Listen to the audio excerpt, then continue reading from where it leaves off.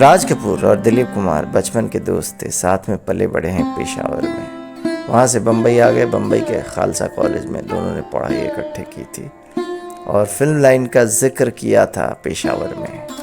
दिलीप साहब और राज कपूर साहब एक साथ फुटबॉल खेला करते थे। तो राज कपूर साहब तो मोटे थे, गोलकीपर हुआ करते थे और सारा गोल मिस करते थे।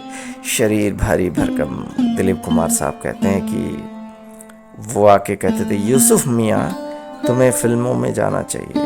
तो यूसुफ साहब कहते हैं कि तुम्हारे अब्बा पृथ्वीराज कपूर, जिन्हें यूसुफ साहब अपने वालिद की तरह मानते हैं, और हमने एक एपिसोड में कहा था। और यूसुफ साहब की जो वालदा यानी कि माता श्री हैं, वो और पृथ्वीराज कपूर का एक अच्छा राफ्ता था, एक पारिवारिक संबंध था। तो उसकी वजह से वैसे फैमिली फ्रेंड और दिलीप कुमार और राज कपूर फ्रेंड्स। तो वही राज कपूर और दिलीप कुमार का एक इमोशनल वाक़या हम बताते हैं। एक दफ़ा 1988 के आसपास राज कपूर साहब, उनका जो शरीर है ख़राब हो गया था और सारे पुर्जे जो हैं थोड़े थोड़े ख़राब होने लग गए थे, उम्र तराज बन गए थे।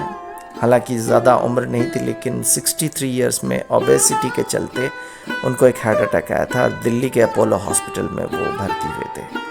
दिलीप साहब उन दिनों में एक राष्ट्रपति पुरस्कार के सम्मान के लिए गए हुए थे किसी दूसरे मुल्क में, और वहाँ से वो आ गए तुरंत दिल्ली, ये सुन के कि राज कपूर साहब उनके प्रिय मित्र जो हैं हॉस्पिटलाइज्ड हैं। और जैसे ही वो आते हैं कहते हैं, मैं सीधा पेशावर से आया हूँ चप्पली कबाब लेकर के तुम्हारे लिए। राज उठ जाओ राज, मैं जानता हूँ कि तुम बहुत बड़े एक्टर हो, लेकिन बहुत बड़ी एक्टिंग दिखाने की ज़रूरत नहीं है, उठ जाओ। मैं तुम्हारे लिए कबाब लाया हूँ और मैं तुम्हें पेशावर की उन गलियों में, उन घर के आंगनों में ले जाना चाहता हूँ जहाँ पर हमने अपना बचपन बिताया था साथ में। आओ मिल के इमोशनली जज्बाती बन के खाएँ पिएँ रोटी और चप्पली कबाब और डिफरेंट कबाब। लेकिन राज कपूर साहब बिल्कुल खामोश लेटे हुए थे। खामोशी इतनी थी कि शब्द ही नहीं निकल रहे थे, आंखें बंद हो गई थी। दिलीप साहब रोने लग गए। सायरा बानो साथ में थी और उन्होंने भी उनको बड़ा संभाला, कहा कि कोई बात नहीं। सायरा बानो कहती हैं कि दोनों में एक पेशेवर यानी कि प्रोफेशनल स्ट्रगल के चलते एक प्रोफेशनल बैटल तो था ही, कि भी एक कंपटीशन था कि ये इनकी फिल्म हिट हो जाए उनकी हो जाए, लेकिन दोस्ती ज़बरदस्ती भैया, और ऐसी बातें शेयर करते थे जो कि कोई कह ही नहीं सकता है पर्सनल लाइफ में।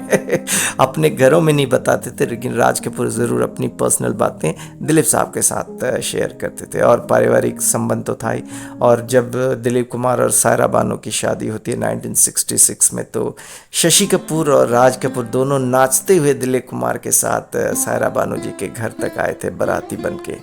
ये संबंध था। और जब खाते थे पीते थे साथ में बैठ के, तो बड़े मज़े से अपनी पर्सनल बातें करते थे। प्रोफेशनल बातें अलग अपनी जगह।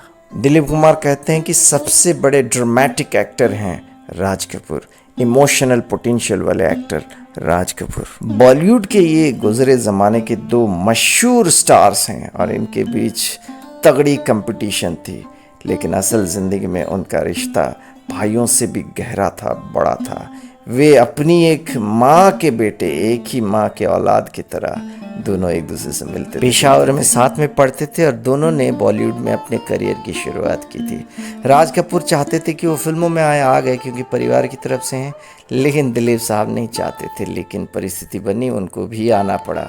फिल्म लाइन में देविका रानी जो बॉम्बे टॉकीज़ की मालकिन थी, और प्रोड्यूसर शशधर मुखर्जी, और actor the great actor Ashok Kumar के मार्गदर्शन में दोनों ने काम किया। दिलीप कुमार की पार्टी अटेंड करने के लिए गुजरे ज़माने में थोड़ा सा वक्त अरसा गुजारने के बाद में अपना कामकाज छोड़ के लंदन से आ गए थे राज कपूर साहब दिलीप साहब के घर।